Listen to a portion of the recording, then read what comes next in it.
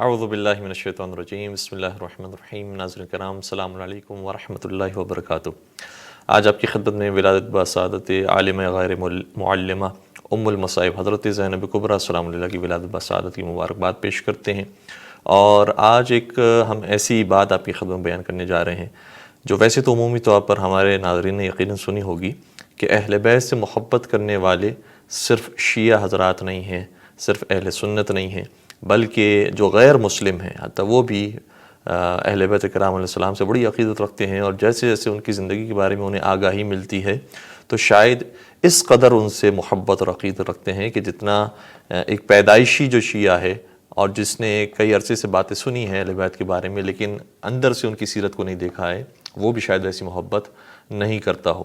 تو بہت سارے دانشور حضرات ہیں کہ جنہوں نے اہل بیت کے اوپر کام کیا ہے، ان میں سے ایک نام کرسٹوفر کلوہیسی کا ہے جو ساؤتھ افریقہ سے تعلق رکھتے ہیں اور ایک بہت بڑے دانشور ہیں، اور جنہوں نے اپنی جو ابتدائی تعلیمات ہیں وہ ساؤتھ افریقہ کے اندر مکمل کی، اور کیتھولک کرسچن ہے یہ، اور پھر جب اعلیٰ تعلیم کے لیے یہ اٹلی گئے، روم گئے، اور وہاں پر انہوں نے بہت سارے فیلڈز میں کام کرتے کرتے یہاں تک کہ پی ایچ ڈی حاصل کی عربک اینڈ اسلامک اسٹڈیز میں۔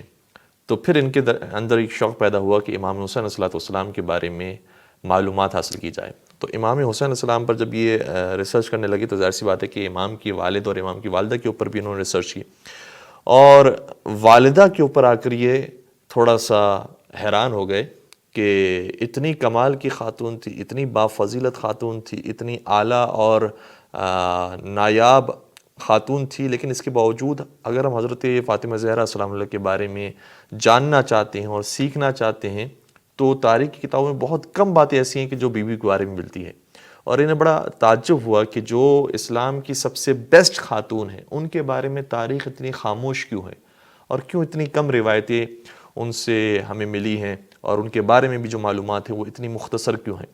تو پھر انہوں نے بہت بھرپور طریقے سے ریسرچ کی اور پھر جا کر ایک کتاب لکھی، اور نہ صرف حضرت فاطمہ زہرا السلام علیہ پر انہوں نے کتاب لکھی بلکہ پھر آگے جا کر حضرت زینب کبریٰ السلام علیہ پر کتاب لکھی، اور پھر جب حضرت زینب پر کتاب لکھی تو پھر انہوں نے کربلا کی جو باقی مائیں ہیں ان کے اوپر بھی کتابیں لکھی۔ ہم جو باتیں آپ کی ہم بیان کر رہے ہیں اس کے لیے کچھ ویب سائٹس کے اشارے بھی دے رہے ہیں، میں ملاحظہ کیجیے گا۔ یہ جارجیا پریس کی ویب سائٹ ہے جس میں کرسٹوفر پال کلوہیسی کے بارے میں کچھ باتیں بیان کی گئی ہیں۔ جو ہم نے آپ کو ابھی انٹروڈکشن دیا ہے وہ اس ویب سائٹ پر موجود ہے جیسا کہ ہم نے بیان کیا ہے، اور جو ان کی 4 کتابیں ہیں ان کی تفصیلات ایک دوسری ویب سائٹ پر موجود ہے، اسے بھی ملاحظہ کیجیے گا۔ 4 کتابیں جو اب تک پریسٹ کرسٹوفر لکھ چکے ہیں وہ یہ ہیں۔ ایک کتاب ہے فاطمہ ڈاٹر آف محمد، دوسری کتاب ہے ہاف آف مائی ہارٹ یعنی حضرت زینب کبریٰ السلام علیہ، اور تیسری کتاب ہے وومن ان شیعزم جو لکھی گئی ہے کربلا کی شیر دل ماؤں کے بارے میں، اور پھر ایک اور کتاب ہے وومن ان اسلامک بائیوگرافیکل کلیکشنز، اور اس موضوع کے اوپر بھی انہوں نے ایک کتاب لکھی ہے۔ ایک ان کی کلپ آج کل جو ہم نے دیکھی اور اس میں بڑے خوبصورت طریقے سے انہوں نے بیان کیا ہے کہ کیوں ان کی اتنی زیادہ محبت شہزادی حضرت فاطمہ زہرا سے بھی ہے اور شہزادی حضرت زینب کبریٰ السلام علیہ سے بھی ہے۔ اس میں بیان کرتے ہیں کہ جب میں نے ریسرچ کرنا شروع کی تو حضرت فاطمہ زہرا السلام علیہ میرے لیے آئیڈیل خاتون نظر آئیں، اور پھر جب میں نے معلومات حاصل کی تو مجھے پتہ چلا کہ حق بنتا ہے کہ یہ بی بی ایسی ہی ہوں اور ان کا گھرانہ ایسا ہی ہو۔ پھر کہتے ہیں کہ جب میں نے حضرت زہرا السلام علیہ پر ریسرچ اپنی کر لی تو ایک گیدرنگ تھی جس کے اندر ہم سارے پروفیسرز ساتھ بیٹھے ہوئے تھے کہ جنہوں نے اسلامک لٹریچر اور عربک پر کام کیا ہوا تھا۔ تو میں نے ان کے سامنے ایک بات رکھی کہ کیوں نہ ہم خواتین جو اسلام کے اندر اعلیٰ کردار ادا کرنے والی تھی ان کے اوپر کتاب لکھیں، چونکہ مسلمانوں نے شروع سے خواتین کو نگلیکٹ کیا ہے اور خواتین کے اوپر کوئی خاص کام نہیں کیا ہے، اور خواتین کا ذکر اسلامک لٹریچر کے اندر بہت کم نظر آتا ہے، تو کیوں نہ ہم یہ کام انجام دیں۔ اور جب یہ ڈسکشن ہو رہی تھی تو میں نے کہا کہ بہترین بات کی آپ نے، اور ہم شروع کرتے ہیں کام کو کربلا کی ماؤں سے۔ تو اس وقت تو سب نے ایگری کر لیا تھا، لیکن کہتے ہیں کہ میں نے ہی اس کام کو سنجیدگی سے لیا اور اس کو پائے تکمیل تک پہنچایا. اور چونکہ میں حضرت زہرا پر کام کر چکا تھا تو میں نے اس میٹنگ کے اندر بھی کہا کہ میں حضرت زینب کبریٰ سلام اللہ پر کام کرنا چاہتا ہوں اور حضرت زینب کی میں ہسٹری دیکھنا چاہتا ہوں. تو حضرت زینب کی جب میں نے لائف ہسٹری پڑھنا شروع کی تو کہہ رہے تھے کہ مجھ سے رہا نہیں گیا کہ یہ کس طرح کی بہادر اور کس طرح کی صابرہ خاتون ہے کہ انسان تصور نہیں کر سکتا. اور پھر انہوں نے ایک بات کی کہ میرا ویسے ہی آدھا دل تو جناب سیدہ زہرا سلام اللہ کے لیے مائل ہو چکا تھا، اور پھر میرا آدھا دل حضرت زینب کبریٰ سلام اللہ کی طرف مائل ہوا کہ ان دو خواتین سے زیادہ بیسٹ خواتین ہمیں تاریخ اسلام کے اندر نظر نہیں آتی، بلکہ تاریخ بشریت میں نظر نہیں آتی. اور پھر انہوں نے جو سیکنڈ کتاب لکھی حضرت زینب کبریٰ سلام اللہ پر، اس کا نام بھی رکھا کہ ہاف آف مائی ہارٹ، یعنی میرے دل کا آدھا حصہ حضرت زینب کبریٰ سلام اللہ. پھر وہ کہتے ہیں کہ جب ہم بی بی کی لائف ہسٹری دیکھتے ہیں تو اندازہ یہ ہوتا ہے کہ کربلا کے واقعے سے پہلے تک مدینہ سے لے کر کربلا تک بی بی ہر موقع پر پریشان نظر آتی ہیں اپنے بھائی کے لیے، اہل بیت کے لیے، کہ اب ہم وہاں جا رہے ہیں تو ہمارا کیا ہوگا، اب ہم یہاں سے نکلنے ہیں تو بھیا آپ کا کیا ہوگا. اور اس طریقے سے مسلسل ہمیں واقعات ملتے ہیں، یہاں تک کہ شب عاشور تک واقعات ہمیں مسلسل نظر آتے ہیں کہ بھیا آپ کسی طریقے سے اپنی جان بچا لیجئے اور آپ چلے جائیں گے تو ہمارا کیا بنے گا. اور بہت زیادہ پریشان مضطرب ہمیں نظر آتی ہے شہزادی زینب کبریٰ شب عاشور تک. لیکن وہ شہزادی کہ جو کربلا کے واقعے سے پہلے تک اتنی پریشان تھی، کہتے مجھے نہیں سمجھ میں آتا کہ کیسے عاشور کے دن اتنی مطمئن ہو گئی کہ حتیٰ نہ صرف مشکلات کو برداشت کیا بلکہ اپنے بھائی کا حوصلہ بھی بڑھایا اور اپنے بھائی کا ساتھ دینے کے لیے بھی خیمے سے باہر نکلی. اور کہا کہ 3 مقامات ایسے ہیں کہ جو مجھے یاد رہ گئے ہیں تاریخ کے اندر کہ جو عاشور کے دن شہزادی اپنے خیمے سے باہر نکلی. ایک حضرت علی اکبر علیہ السلام کے لاشے کے لیے اور اپنے بھائی کو سہارا دیا، دوسرا عبداللہ بن حسن کے لیے، اور تیسرا خود امام حسین علیہ السلام پر گریہ کرنے کے لیے اور امام حسین علیہ السلام کی حالت کو دریافت کرنے کے لیے. اور پھر کہتے ہیں کہ جو عاشور کا دن تھا اس کے بعد سے پورے اہل بیت کو چلانے والی حضرت زینب کبریٰ سلام اللہ ہے، یعنی مرکز ہے حضرت زینب کبریٰ پورے گھرانہ اہل بیت کے لیے. کوفہ میں جائیں، شام میں جائیں، دربار میں جائیں، بازار میں جائیں، راستوں میں جائیں، تمام پریشانیوں سے نکالنے والی صرف ایک بہادر خاتون ہے کہ جس کا نام ہے زینب. اور پھر کہتے ہیں کہ بہادری ایسا نہیں ہے کہ جس کو مردوں کے ساتھ جوڑ دیا جائے کہ جہاں پر بھی بہادری کا نام آئے اس کا مطلب یہ کہ مردوں جیسی بہادری کا نہیں. بہادری ایک ایسی صفت ہے کہ جو انسانی صفت ہے، عورت کے اندر بھی ہو سکتی ہے، مرد کے اندر بھی ہو سکتی ہے. مرد کے اندر اس کا جلوہ اور ہے اور عورت اگر شجاع ہو تو اس کا جلوہ اور ہے. اور ہمیں عورت اور مستور خاتون کی حیثیت سے جو بیسٹ اگزامپل مل سکتی ہے بہادری کی، وہ حضرت زینب کبریٰ سلام اللہ کی صورت میں ہے کہ بالکل پاک دامنی کے ساتھ انتہائی نیک اور شریفانہ انداز میں پورے اپنے حق کا اظہار کیا ہے اور باطل کے منہ پہ تماچا لگایا ہے. اور کہا کہ یہ سلسلہ چلتا رہا یہاں تک کہ جب شام میں بی بی پہنچی اور شام میں خطبہ بیان کیا ہے تو وہاں پر پھر جو شیعہ کے بقول، چونکہ ابھی تک انہوں نے اظہار تشیع نہیں کیا ہے، کہتے ہیں جو شیعہ کے بقول ویسے تو امام زین العابدین علیہ السلام تھے، لیکن اس وقت تک انہوں نے بظاہر کوئی بڑا کارنامہ جو نظر آنے والا ہو انجام نہیں دیا تھا. لیکن دربار شام میں اس وقت علی ابن الحسین کھڑے ہوتے ہیں اور فرماتے ہیں کہ پھوپھی جان اب آپ خاموش ہو جائیے، اب میں بات کروں گا، اب میں گفتگو کروں گا. اور وہاں سے ہمیں پھر رول ایسا لگتا ہے کہ ڈیفرنٹ ہوتا ہوا نظر آیا کہ شہزادی زینب کبریٰ اس کے بعد سے پھر خاموشی اختیار کرتی ہیں اور پھر ہر موقع پر حضرت امام زین العابدین علیہ السلام کے جملے ہمیں نظر آتے ہیں. اور آخر میں وہ کنکلوڈ کرتی ہیں اور کہتے ہیں کہ یہ محسوس ہوتا ہے کہ جو شیعوں کے نزدیک امامت عہدہ الہی ہے تو ٹھیک ہے حضرت زینب کبریٰ امام نہیں تھی، لیکن ان کی لائف ہسٹری پڑھنے سے لگتا یہ ہے کہ جیسے امامت کی کچھ صفات حضرت زینب کبریٰ سلام اللہ میں موجود تھی. آئیے اب مل کر یہ کلپ دیکھتے ہیں کہ جو Christopher کلوسی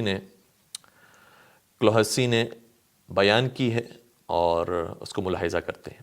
Father Christopher, thank you for joining us. It's a pleasure to have you on the Progeny podcast.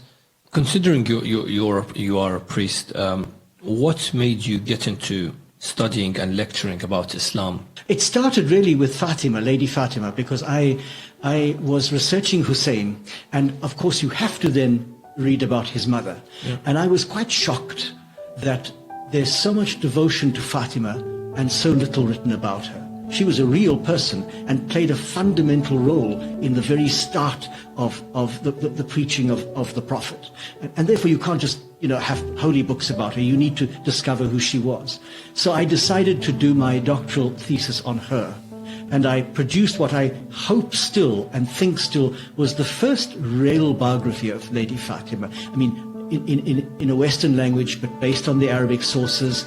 And your second book is on? So the second book is really, in a sense, a bit of a joke, in that there was a group of us in Rome, professors.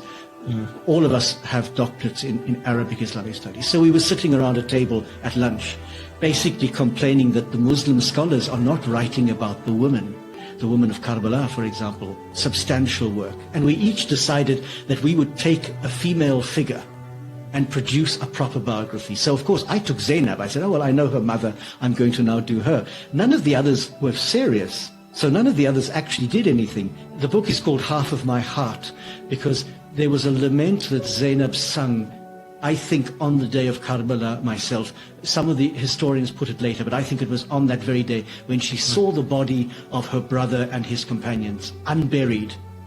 And she refers to him as half of my heart, her brother Hussein. And I thought, well, half of my heart was the Fatima book, and now this is the second half, the Zainab book. Now, I don't have any heart left, I suppose, but I'm certainly going to tackle other issues. But Zainab is an extraordinary woman, and like Hussein, transcends all religious, political barriers. She is a universal ideal. She intervenes a number of times, I think 3, on the battlefield. And she's described, so I mean, I go into quite a lot of detail because I'm very moved by this. She's described in the days leading up to Karbala as quite distressed. She hears the enemy army coming and she breaks down. She hears Al-Hussein making this lament about tomorrow so many will be dead, and she breaks down, saying that he's had a vision of his own grandfather saying, you're coming to us, and she breaks down. So she's quite frail and fragile on the eve of the battle. But on the day of the battle, there's a remarkable change, and even the Sunni authors record that she looked like the sun rising as she came out into the battlefield. And 3 times she walks out of the women's tents right into the middle of the fighting, one to intervene when her nephew is killed. So Ali, the oldest of Hussein's sons, is killed. A second time she comes out to chase after this little boy at Hussein's command, and she can't catch him. He's too fast because he wants to fight with his uncle. And a third time she comes out to challenge the men killing Al-Hussein. And it's this famous challenge where somebody as terrible as Umar bin Sa'd turns away and weeps. امام حسین کی شہادت پر عمر سعد کے سامنے کھڑی ہوئی. He knows that he's so. Allah Akbar.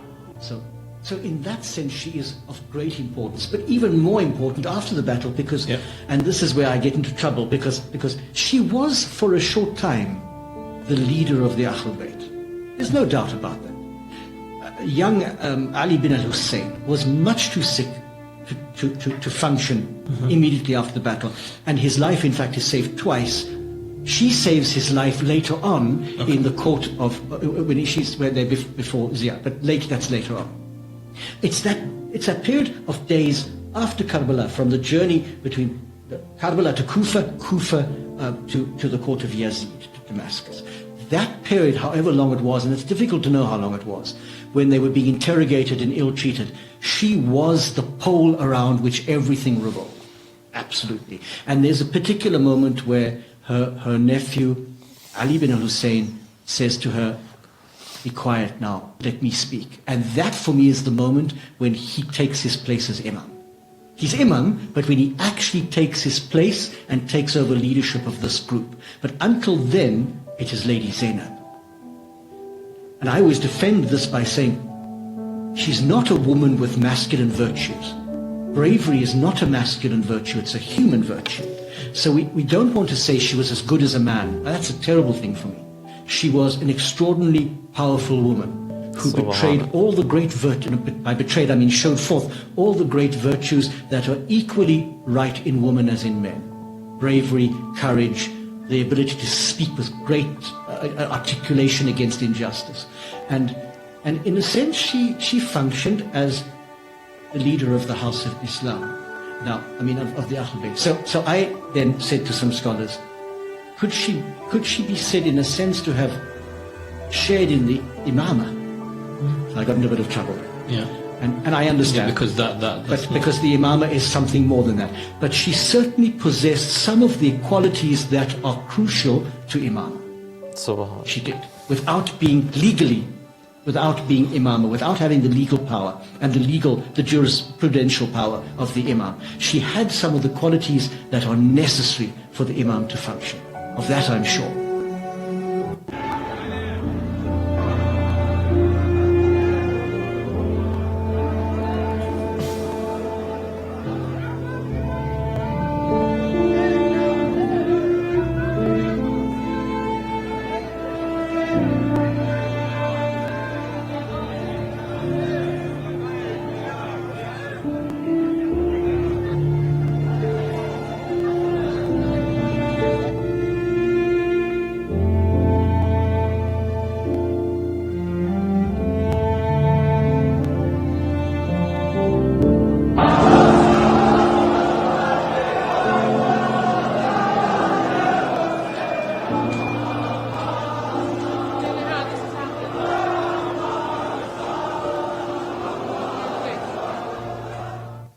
Wassalamu alaikum wa rahmatullahi wa barakatuh.